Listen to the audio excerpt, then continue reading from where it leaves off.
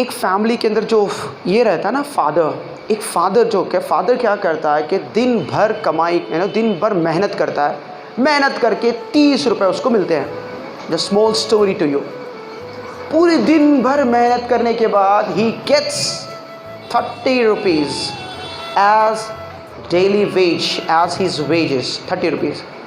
Among the 30 rupees he buys 20 rupees of food ration. वो 30 रुपये में से 20 रुपये के सामान खरीदता है वाइल गोइंग टू होम, घर जाने के टाइम पे। ठीक है, सामान खरीदता है। सामान इसलिए खरीदा because he has a family, अपने फैमिली को फीड करना है। और उस दिन उसकी बड़ी मेहनत लगी होती है, उसको बहुत ज़्यादा बुखार भी रहता है उस दिन।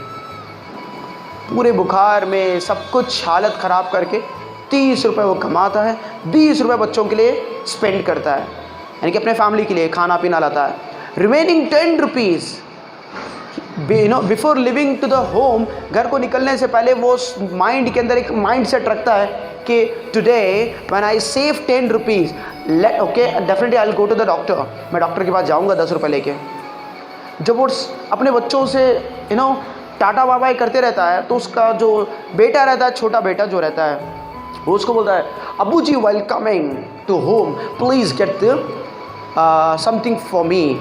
आप घर आने के टाइम पे कुछ चीज़ें मेरे लिए लाई है, पेंसिल, रबर, शार्पनर, पेपर्स, ये सब कुछ का लिस्ट देता है। तो बोलता है कि yes I will get it for you. दिन भर की मेहनत, दिन भर की थकान और दिन भर जो अपनी बीमारी से जूझता रहा, 20 रुपीज़ उसमें स्पेंड कर दिए अपने राशन पे। रिमेनिंग 10 रुपीज़ वो डॉक्टर की तरफ जाते ही रहता है। फिर सोचता है, no my child has requested to get this marker, pen, pencil. वो डॉक्टर के जाने की बजाय वो जाता है एक बुक स्टॉल पर, जाकर वहाँ पर बोलता है कि ये देना, ये देना, ये देना, 10 रुपये के जो चीज़ें बनती है दे देना। वो जैसे ही as soon as he was about to give money, जैसे ही पैसे देते रहता है, वो ही वॉज गेटिंग फेंटेड, उसको चक्कर आना शुरू होती है। तो दुकानदार उसको ऐसे पकड़ लेता है, ये ask him please sit sit sit, बैठ जाइए बैठ जाइए।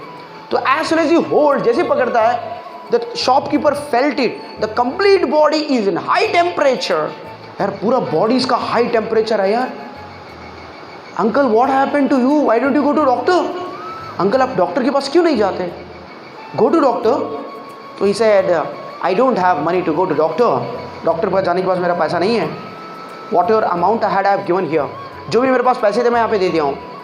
तो वो शॉपकीपर बोलता है, uncle do one thing, you take it whatever you want from here and you go to doctor. ये चीज़ें मैं जो आपको दिया हूँ, take it as a free of cost, but you go to doctor.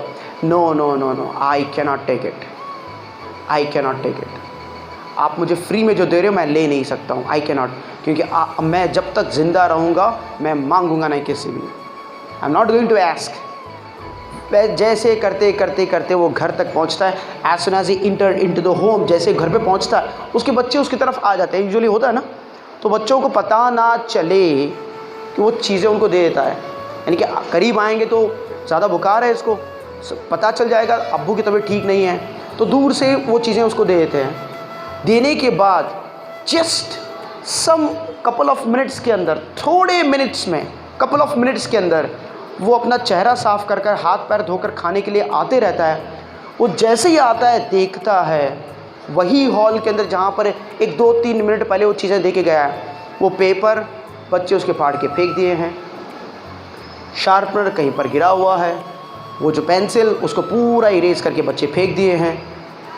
तो आके देखता है, he cannot say anything to anyone here, वो कुछ कह नहीं सकता अभी, क्योंकि ये बच्चों को पता नहीं है कि ये जो पैसे जो जोड़ जोड़ कर जो लाया गया है जो चीज़, ठीक है, उनका उसको अहमियत पता नहीं, they don't know the importance of that.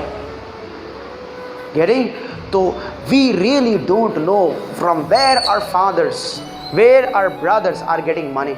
हमें पता नहीं हमारे अब्बा, हमारे चाचा, जो लोग भी हमें फीस दे रहे हैं या कुछ हेल्प कर रहे हैं, पता नहीं पैसे कहाँ कहाँ से जोड़ रहे हो, क्या क्या मुसीबतों से पैसे जोड़ रहे हैं पता नहीं, we don't know, and we are it's difficult to understand their conditions, we don't know and they never share. वो कभी हमसे शेयर नहीं करते। कभी भी ना लाइफ के अंदर वेस्ट नहीं करना है कोई चीज़, नेवर एवर वेस्ट।